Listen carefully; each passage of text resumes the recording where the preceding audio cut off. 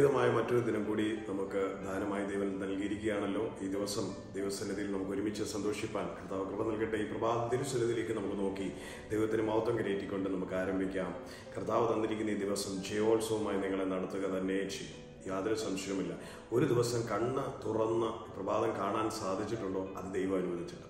അങ്ങനെ ദൈവം അനുവദിച്ചിട്ടാണ് ഇന്നത്തെ ദിവസം നാം കണ്ണ് തുറന്നിരിക്കുന്നെങ്കിൽ ഇന്നത്തെ ദിവസത്തെ നടത്താൻ ദൈവത്തിന് അറിയാം. നമ്മൾ തന്നെ നടക്കാൻ ശ്രമിക്കുമ്പോഴാണ് കൂടുതൽ ബന്ധപ്പാടുകൾ ഉണ്ടാകുന്നത്. നമ്മൾ ജഡത്തിൽ സന്ധ്യ നടക്കാന്ന് പറഞ്ഞാൽ നമ്മൾ ജഡത്തിൽ നമ്മൾ ആശ്രയിക്കുന്നത് ക്രിസ്തുവിലാണെങ്കിൽ ഇന്നത്തെ ദിവസത്തെ മനോഹരമാക്കി നടത്തുവാൻ നമ്മുടെ കർത്താവിന് കഴിയും. നിങ്ങളുടെ സകല ഭാരങ്ങളും എൻ്റെ മേൽ വെച്ചുകൊള്ളാൻ പറഞ്ഞ കർത്താവിൻ്റെ കരങ്ങളിട്ടൊന്ന് കൊടുത്തേ, അത് ചുമക്കാതെ. എന്നിട്ട് കർത്താവിന് പറഞ്ഞു, കർത്താവ് എനിക്ക് വയ്യ, എന്നെ നീ അവിടുന്ന് നടത്തുമാറാകണം.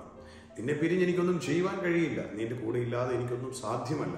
പ്രതികൂലങ്ങളും പ്രതിസന്ധികളും ഒക്കെ ഉണ്ടെങ്കിലും നീ നിന്റെ ഭക്തന്മാരെ, നിന്റെ ശിഷ്യന്മാരെ, നിന്നോട് ചേർന്ന് നടന്നവരെ അതിശയകരമായി നീ നടത്തിയ ദൈവമാണ്, മരണത്തെ നിന്ന് വിടുവിച്ച ദൈവമാണ്. അതുകൊണ്ട് ഞാൻ നിന്നിൽ ആശ്രയിക്കുന്നു, നിന്റെ വലങ്കരം ഞാൻ പിടിക്കുന്ന പിതാവ്. അവിടെ നിന്നോട് ചേർന്ന് നടക്കുവാൻ എന്നെ സഹായിക്കണം. അത്രേ ഉള്ളൂ. പ്രാർത്ഥിച്ച കരങ്ങളിലേക്ക് കൊടുക്കുക. ഇന്നത്തെ ദിവസം ധൈര്യമായിട്ട് പുറപ്പെട്ടു പോകാം. ചെല്ലുന്ന മേഖലകളിൽ നിങ്ങൾക്ക് ആധിപത്യം ഉണ്ടാവും. നിങ്ങൾ അവിടെ വിജയിച്ചിരിക്കും. കാരണം നാം ജയിച്ചവന്റെ സന്തതിയാണ്. സ്തോത്രം, ആമേൻ. അവൻ ശത്രുവിന്റെ തലയെ തകർത്ത് ജയോത്സവമാടിയ നമ്മുടെ കർത്താവ്. അതുകൊണ്ട് എന്നെ കേൾക്കുന്ന പ്രിയമുള്ളവരും ധൈര്യത്തോടെ ധൈര്യത്തോടെ വിശ്വസിക്കും. കർത്താവ് അനുഗ്രഹിക്കട്ടെ. വളരെ വേഗത്തിൽ ഒരു വചനഭാവം വായിച്ച് ഈ ദിവസത്തെ അനുഗ്രഹിച്ച് നമ്മൾ പ്രാർത്ഥിക്കും. യോഹന്നാന്റെ സുവിശേഷം 16-ാം അധ്യായമാണ് അതിന് ആധാരമായി എടുത്തിരിക്കുന്നത്. അതിന് 33-ാമത് വാക്യമാണ് നാം എടുക്കുന്നത്. John chapter 16:33. നിങ്ങൾക്ക് എന്നിൽ സമാധാനം ഉണ്ടാകേണ്ടത് ഇത് നിങ്ങളോട് സംസാരിക്കുന്നു. ലോകത്തിൽ നിങ്ങൾക്ക് കഷ്ടമുണ്ട്, എങ്കിലും ധൈര്യപ്പെടുവിൻ, ഞാൻ ലോകത്തെ ജയിച്ചിരിക്കുന്നു എന്ന് പറഞ്ഞു.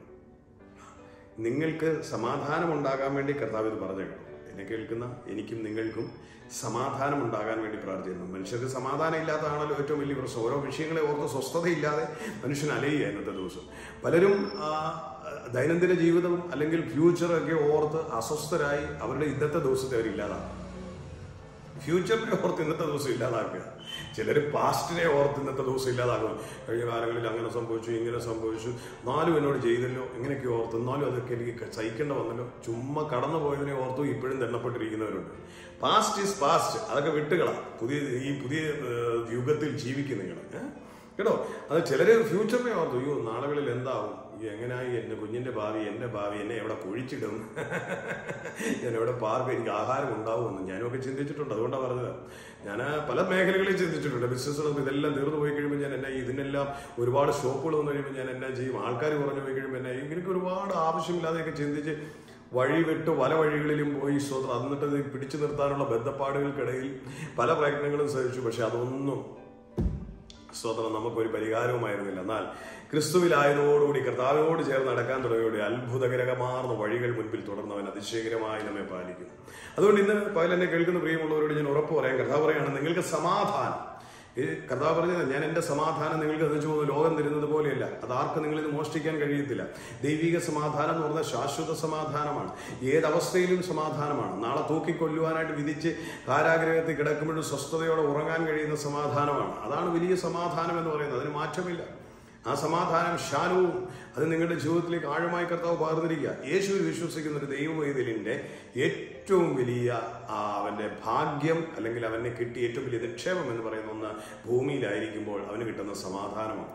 എത്ര സങ്കീർണ വിഷയങ്ങളുടെ നടുവിലും സ്വസ്ഥതയോടെ ഉറങ്ങാൻ കഴിയും. എന്തെല്ലാം അപവാദങ്ങൾ ഉണ്ടായാലും ശാന്തമായി ഉറങ്ങാൻ കഴിയും. എന്തെല്ലാം ഭാരങ്ങൾ കൊണ്ടിരുന്നാലും, എന്തെല്ലാം വെല്ലുവിളികൾ ഉണ്ടായാലും, എന്തെല്ലാം കൊലക്കത്തി ഉയർത്തി നിന്നാലും ആക്രോശിച്ച് ചെയ്യുന്നല്ലോ അതിന് നടുവിൽ സുഖമായി ഉറങ്ങാൻ കഴിയുന്നത് ദൈവത്തിന്റെ സമാധാനം. ഇവിടെ പറയണേ, നിങ്ങൾക്ക് എന്നിൽ സമാധാനം ഉണ്ടാകേണ്ടത് ഇത് ഞാൻ നിങ്ങളോട് സംസാരിച്ചു. അപ്പൊ നമുക്ക് സമാധാനം ഉണ്ടാകാൻ വേണ്ടി കർത്താവ് ഇത് സംസാരിച്ചിരിക്കുക. മേളത്തെ വിഷയങ്ങളാണ്. എന്നിട്ട് കർത്താവ് പറയാണ്, മേളിൽ കുറച്ച് കാര്യങ്ങൾ പറയുന്നുണ്ട്.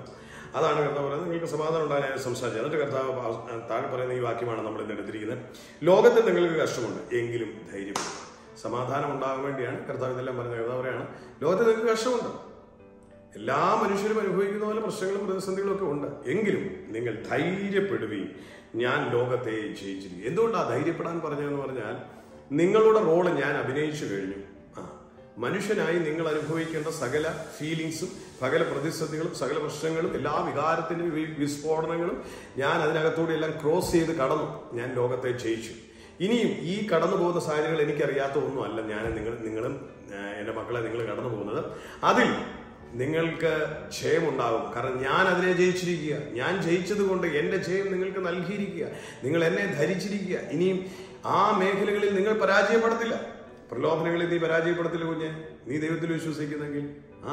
അഡീഷനുകളിൽ നീ തകർന്നു പോകത്തില്ല. ലഹരിയോ ഏത് പ്രശ്നങ്ങളോ ഏത് വിഷയത്തിലാണെങ്കിലും നീ യേശുവിൽ വിശ്വസിക്കുന്നുണ്ട്, അതിൽ നിന്ന് വിമോചനമുണ്ട്.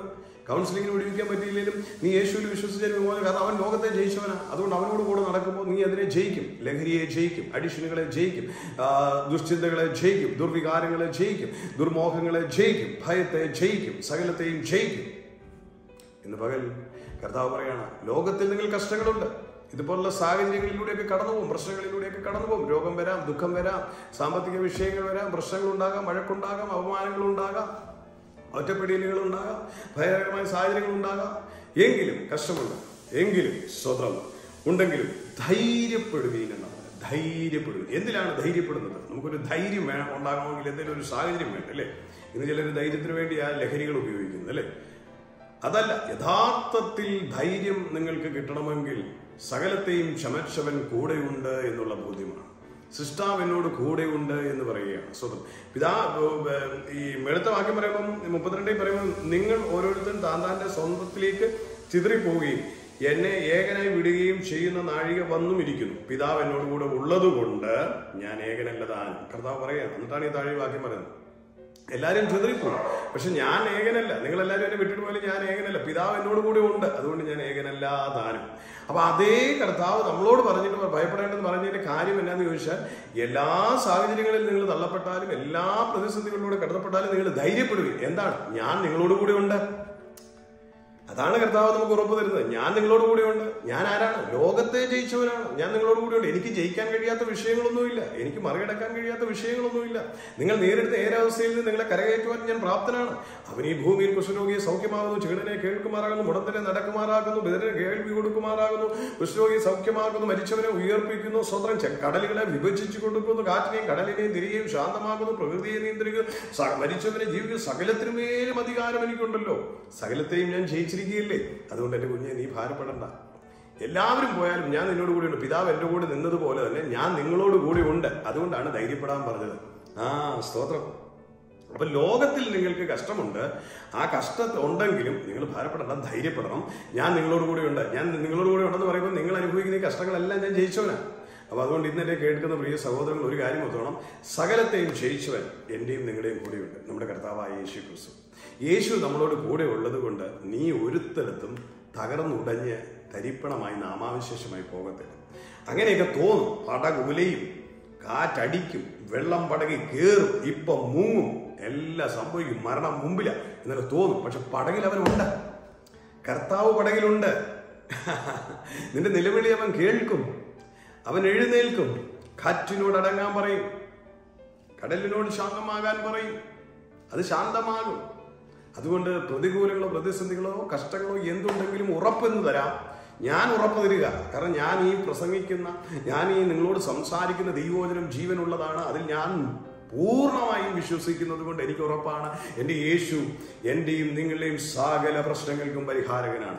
കർത്താവ് അത് പരിഹാരം വരുത്തിയിരിക്കും. അതുകൊണ്ട് ധൈര്യത്തോടെ ഇരിക്കുക. പ്രശ്നങ്ങളുണ്ട്, കഷ്ടങ്ങളുണ്ട്, എങ്കിലും ധൈര്യപ്പെടുകയും ഞാൻ ലോകത്തെ ജയിച്ചിരിക്കുന്നു.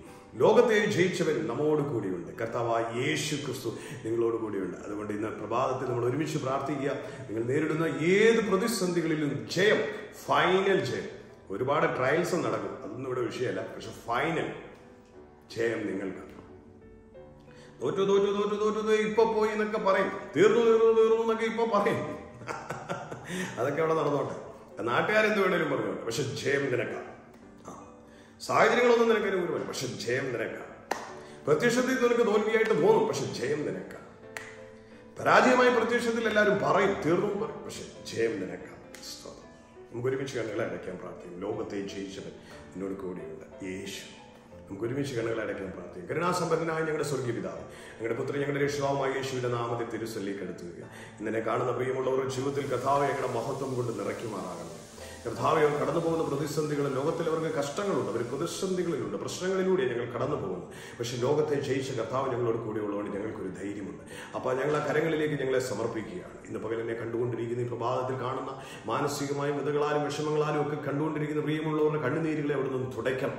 അവരുടെ പ്രശ്നങ്ങളിൽ സ്വാതന്ത്ര്യമായി അരികിൽ ചെന്ന കാതിലൊന്ന് മന്ത്രിക്കണം. അപ്പാ, ഭാരപ്പെടേണ്ട, ഞാൻ നിന്നോട് കൂടെ ഉണ്ട്, നീ വിഷമിക്കേണ്ട, ഈ കടലിൽ നീ, ഈ പെരുവെള്ളത്തിൽ നീ മുങ്ങിപ്പോകത്തില്ല, ഈ തീജ്വാല നിന്നെ ദഹിപ്പിച്ച് കളയത്തില്ല എന്ന് ഇമ്പമാർന്ന ശബ്ദം അവരുടെ കാതുകളിൽ കേൾക്കുവാൻ ഇടയാകട്ടെ.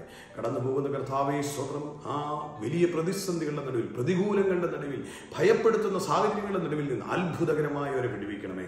അങ്ങനെ വലിയ കൃപ അവരുടെ മേൽ പകരുമാറണം. ആത്മധൈര്യം കൊടുക്കണമേ. ധൈര്യപ്പെടുവാൻ അവിടുന്ന് അപ്പാ പറഞ്ഞല്ലോ. ആ ധൈര്യം അവരിലേക്ക് ഞാൻ പകരുന്ന കർത്താവേ, വിശ്വാസത്താൽ അവർ നിൽക്കുന്ന സാഹചര്യങ്ങളെ ജയിക്കുവാനുള്ള കൃപ അവരിലേക്ക് പകർന്നു കൊടുക്കുന്നു. പിതാവ് അങ്ങനെ ചെയ്യുന്ന കൃപയ്ക്കായി സ്തോത്രം. യേശു ക്രിസ്തുവിന്റെ ധന്യമുള്ള നാമത്തിൽ തന്നെ ആമേൻ, ആമേൻ. കർത്താവ് അനുഗ്രഹിക്കട്ടെ. അനുഗ്രഹമായി പ്രഭാതം ജയത്തോടെ യേശു ക്രിസ്തുവിന്റെ നാമത്തിൽ ജയമെന്ന് പറഞ്ഞുകൊണ്ട് നിങ്ങൾ പ്രവർത്തന മേഖലയിലേക്ക് പോവാം. കർത്താവ് കൂടിയുണ്ട്. വലങ്കരം പിടിക്കും, അത്ഭുതകരമായി നടക്കും. സായാഹ്നം നിങ്ങളുടെ സാക്ഷ്യം കേൾക്കുവാൻ കർത്താവ് നിങ്ങളെ വായികളെ തുറക്കും, സാക്ഷ്യം പറയുവാൻ. കർത്താവ് അനുഗ്രഹിക്കട്ടെ. God bless you, love you. നിങ്ങളുടെ പ്രിയ സഹോദരൻ മനോജ് മാത്യു. നമ്മുടെ വാട്സപ്പ് നമ്പർ അതിൽ കിടപ്പുണ്ട്. നിങ്ങളുടെ പ്രയർ റിക്വസ്റ്റുകൾ ടെക്സ്റ്റ് ചെയ്യണം. നിങ്ങളെ നമ്മുടെ വീഡിയോസ് കാണുന്ന പ്രിയപ്പെട്ടവർ സബ്സ്ക്രൈബ് ചെയ്യുകയും മറ്റുള്ളവർക്കൊന്ന് ഷെയർ ചെയ്ത് കൊടുക്കുകയും ചെയ്യണം. കർത്താവ് ധാരാളമായി അനുഗ്രഹിക്കട്ടെ. Once again love U.